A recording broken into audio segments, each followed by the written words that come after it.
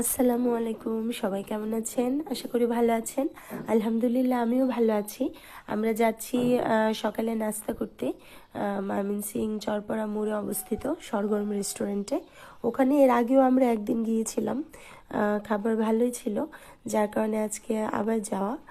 আসলে সবসময় বাসায় একটু একঘেয়েমি লাগে, মাঝে মধ্যে বাইরে একটু নাস্তা করতে ভালোই লাগে। আমরা রিকশায় উঠে যাচ্ছি। আপনারা জানাবেন কে কি নাস্তা করতে পছন্দ করেন সকালে। আসলে আমি আগে ময়মনসিংহ ছিলাম না, মানে আমার বিয়ে হয়েছে কুষ্টিয়ায়। তারপর জব পারপাসে ঢাকায় থাকতাম। আমার মা মারা যাওয়ার পর, আমার মার কাছে মেয়েকে রেখে, তো আমার মা মারা যাওয়ার পর আব্বা আমাকে নিয়ে আসে ময়মনসিংহ। তারপরে আব্বা মারা যাওয়ার পর আর আব্বা 4 মাস পরে মারা যায়। তারপর আমার আর ব্যাক করা হয়নি, আমরা চলে এসেছি। আসলে ওর বাবা ঢাকার বাইরে থাকে, যার কারণে সব কাজ আমাকে করতে হয়। আমি এখান থেকে নাস্তা করে যাব বাজারে। আজকে আমার বাজারে কিছু কেনাকাটা আছে।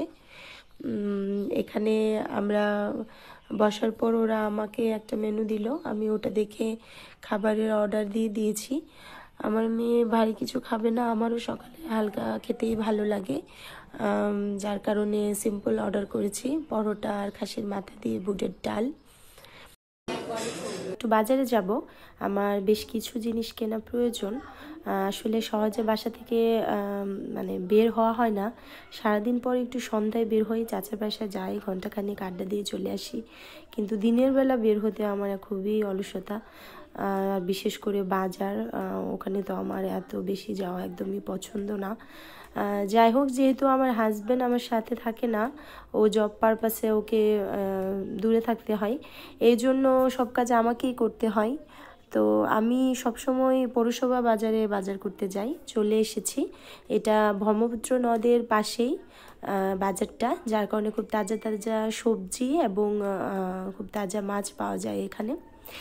এই প্রথম দোকানটাতেই আমি সবসময় সবজি কিনে থাকি। আমি ওদেরকে আমার প্রয়োজন অনুসারে বলে যাচ্ছি, আর ওরা সেই অনুসারে আমাকে জিনিস গুছিয়ে দিয়ে দিবে। আসলে বাজার খুবই গ্যাদারিং থাকে, যার কারণে আমার এত ভালো লাগে না।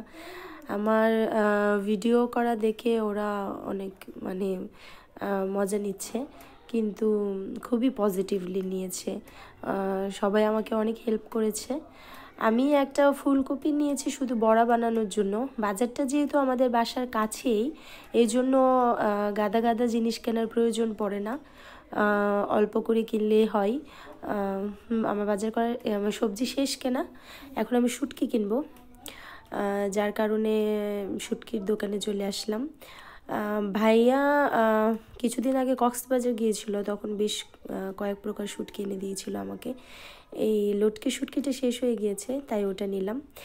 দেখুন ইলিশ মাছ, আমার তো ইলিশ মাছ দেখে মাথা নষ্ট, এত ঝকঝকা চকচকা সুন্দর ইলিশ।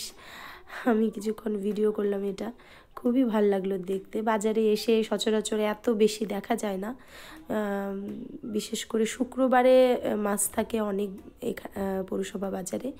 এত বড় বড় মাছ দেখে সত্যি একদম মানে মনটা ভরে গেল, খুবই ভালো লাগছিল। উনি নাম বলছিল, কী কী নাম যেন বললো, আমি এত মাছের নাম জানি না, মনেও রাখতে পারি না। উনি যে মাছটা ধরেছে এটা আমি খাই না, আমি পাবদা মাছ দাম করছিলাম। তারপর আমি পাবদা মাছ নিলাম, আর রুই মাছ নিলাম। আর লোকটা মাছ কাটছিল, যার কারণে আমি একটু ভিডিও করলাম। মাছটা বেশ বড় ছিল। আমার বাজার করা শেষ, আমি এখন বাসার দিকে রওনা দিব। যাওয়ার পথে রাস্তায় দেখি অনেক পোস্টার টাঙানো, তারপর বুঝতে পারলাম যে আবার নির্বাচন হবে। তো এভাবে পোস্টার টাঙানোর পর আসলে শহরটা অনেক নোংরা হয়ে যায়। সবাই নিজ দায়িত্বে সুন্দর করে এগুলো পরিষ্কার করলে ভালো। আমি চলে এসেছি আমাদের বাসার কাছাকাছি, ওই যে আমার বাসা দেখা যাচ্ছে। সবাই ভালো থাকবেন। আসলে আপনারা নামাজ পড়বেন এবং সবসময় মানুষকে ক্ষমা করবেন। ক্ষমাটা অনেক বড় মহত্বের পরিচয়। আমার জন্য দোয়া করবেন, আমিও আপনাদের জন্য দোয়া করব।